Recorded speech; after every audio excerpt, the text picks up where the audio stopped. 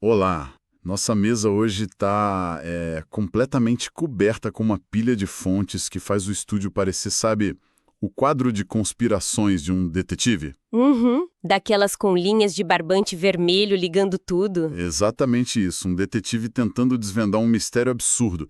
E a gente tem de tudo aqui. Artigos acadêmicos bem densos sobre sociologia e religiões líquidas. Panfletos obscenos dos anos 70. Isso, aqueles que parecem ter sido xerocados no porão de alguém, além de transcrições de programas de rádio underground e o infame The Book of the Subgenius. É muito material. Demais. E olha, quem acompanha a cultura de internet e de memes já está super acostumado a ver a ironia se misturar com a realidade hoje em dia. Mas a nossa missão neste mergulho é ir direto na fonte, decodificar os pioneiros absolutos disso. Os originais mesmo. Certo, vamos empacotar isso. O objetivo hoje é pegar a Church of the Subgenius, a Igreja do Subgenius, e explicar essa seita satírica em toda a sua loucura. E genialidade também. Com certeza. Explicar tudo isso para um humano comum, um mero mortal não iniciado. Porque o que começou como uma piada bizarra evoluiu para uma comunidade real. E é impressionante observar como essa documentação toda revela um reflexo quase perfeito das nossas ansiedades modernas. Como assim?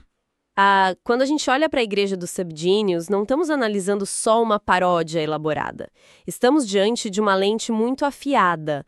Ela mostra como o ser humano lida com o excesso de informações, com o consumismo desenfreado e com aquela busca eterna por pertencer num mundo caótico. Um mundo que parece não fazer sentido. Exato. Para quem está ouvindo a nossa análise hoje, a grande sacada é perceber isso.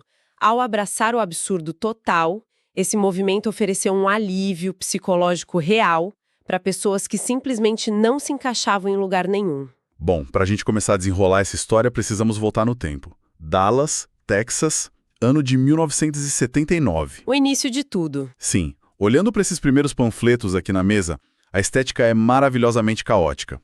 Imagina o cenário, fim da década de 70, a cultura corporativa ganhando uma força brutal. Os yuppies começando a surgir. Isso, a ascensão dos yuppies ali no horizonte.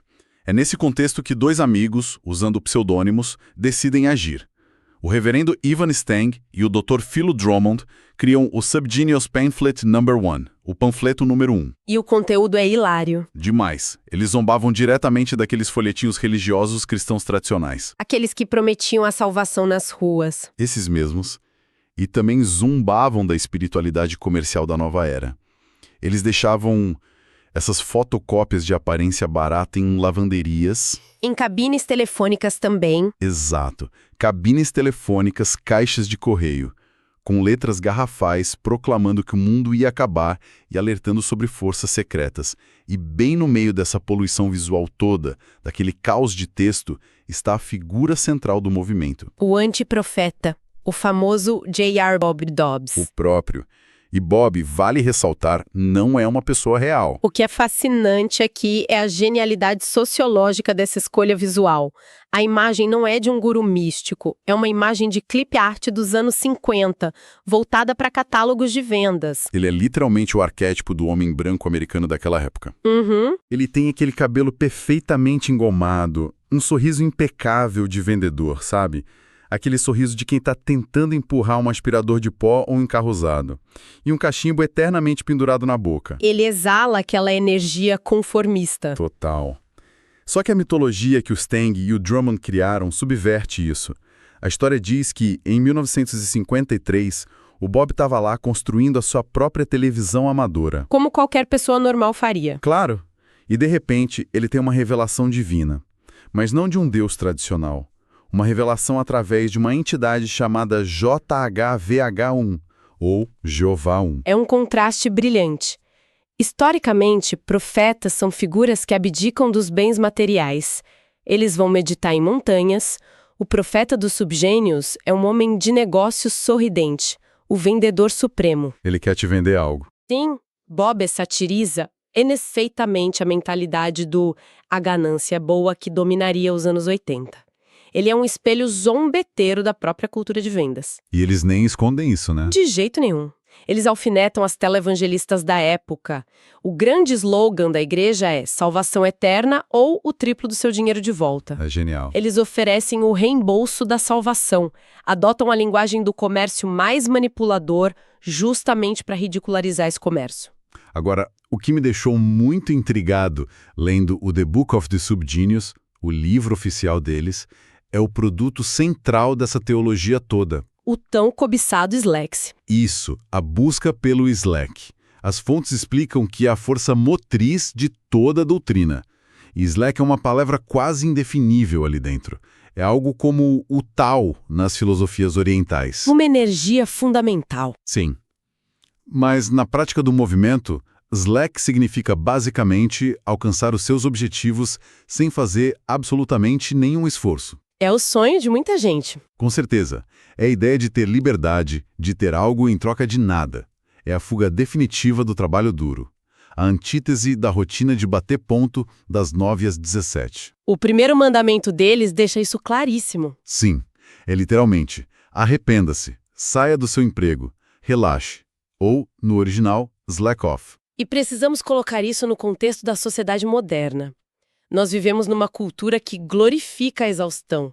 A ética do trabalho é vista como uma virtude inquestionável. Estar ocupado é status. Exato. Estar sempre cansado significa que você é importante. Então, quando um grupo surge dizendo que o esforço mínimo é sagrado, isso ressoa de forma muito profunda. Soa como rebelião. O Slack é o alívio para aquela culpa constante de não estar sendo produtivo o tempo todo. Só que tem um problema na teologia deles. Se todo mundo nasce com Slack, para onde ele foi parar? Porque todo mundo está cansado e frustrado no trânsito. É aí que entra o grande inimigo. A conspiração, com C maiúsculo. A mitologia diz que o Slack original foi roubado pela conspiração dos normais. A humanidade fica dividida. De um lado você tem os pinks e os normals. Os rosados e os normais. Isso, indivíduos não iluminados, marionetes da sociedade. São eles que impõem o trabalho, a ordem e aquele tédio paralisante da vida adulta. Do outro lado estão os subgenius. Que se consideram completamente diferentes. Muito diferentes. A doutrina diz que os subgenius têm imaginação livre porque, geneticamente falando, eles são descendentes de Yetis. O abominável Homem das Neves. Sim, descendentes de Yetis. E por isso não se adaptam à rotina burocrática dos pinks. Essa loucura toda explica o apelo que o movimento teve no underground. A genialidade da igreja foi transformar a alienação do trabalhador moderno numa batalha mitológica cósmica. É uma roupagem épica para a frustração diária. Exatamente. Se pensarmos nos primeiros hackers, nos punk da época, pessoas desajustadas. Ao ridicularizar o sistema de forma tão extrema, o movimento forneceu um alívio, de verdade. Rir dos pinks virou um mecanismo de defesa contra a pressão de se conformar. E aqui é onde a coisa fica realmente interessante. O nível da loucura mitológica dessa batalha. Os artigos usam um termo específico para isso. Buldada. Buldada. É um caldeirão absurdo de referências. Eles não param nos Yetis.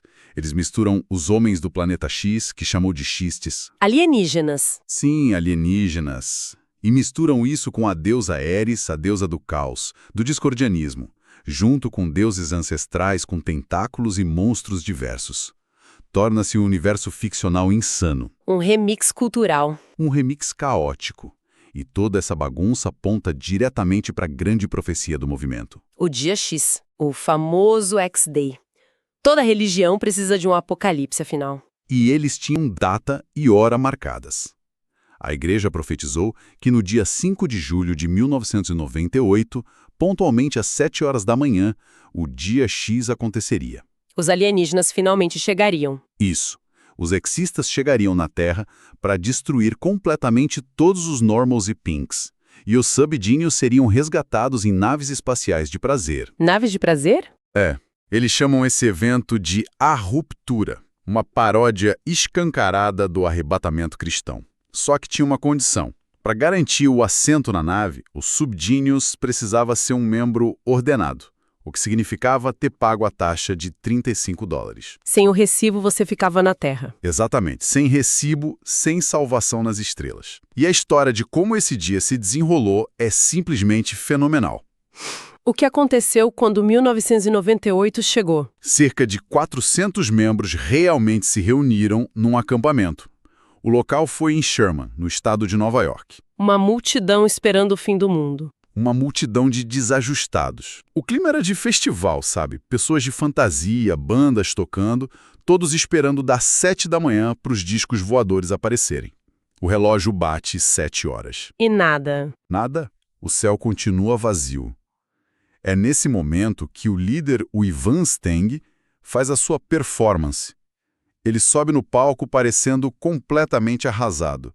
Ele puxa o papel sagrado com a profecia do Bob do bolso, aponta para o documento e chora que a data estava lá, 1998. O pânico de uma profecia falha. Mas aí, um outro membro do clero, o Papa Joe Mama, sobe no palco, pega o papel sagrado da mão do Steng e vira de ponta cabeça.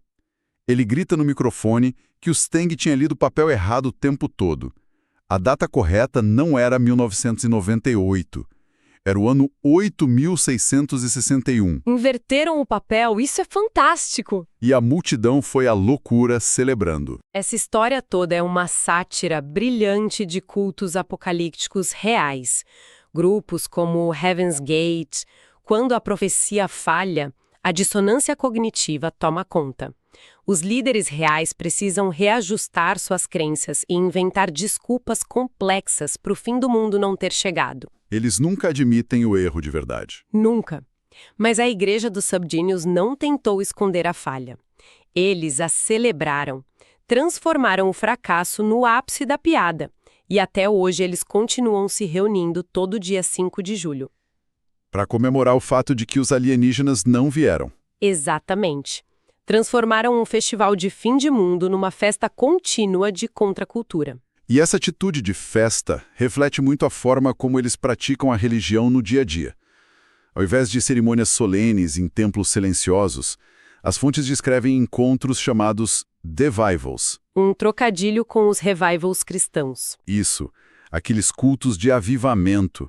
Só que os devivals dos Subgenius parecem shows de rock caóticos. Tem música altíssima, líderes fazendo rants, aqueles discursos inflamados e propositalmente ridículos. Muita arte performática no palco. Muita. E eles fazem até batismos coletivos, os bobtisms, jogando água e cerveja na galera.